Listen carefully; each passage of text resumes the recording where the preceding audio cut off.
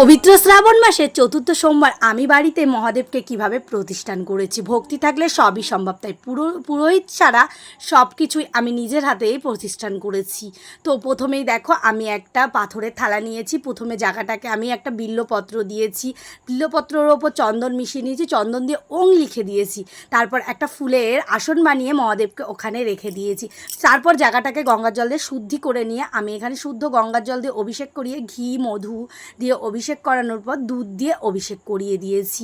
আমার খুব ইচ্ছে ছিল বাড়িতে একটা মহাদেব আসবে, তো সেই ইচ্ছেটা কিন্তু আমার পবিত্র শ্রাবণ মাসে পূরণ হয়ে গেছে। এদিকে আমি টক দই দিয়ে অভিষেক করানোর পর শুদ্ধি গঙ্গার জল দিয়ে অভিষেক করিয়ে নিলাম। তারপর এখানে আমি একটা ফলের রস নিয়েছি, আজকে নিয়েছিলাম মৌসুমি লেবুর রস। তারপর শুদ্ধি গঙ্গার জল দিয়ে আবার ভালো করে স্নান করিয়ে একটা পাথরের বাটিতে, যেহেতু ভোলে বাবাকে রাখবো, সেই পাথরের বাটিটা ভালো করে গঙ্গার জলে ধুয়ে মুছে নিলাম।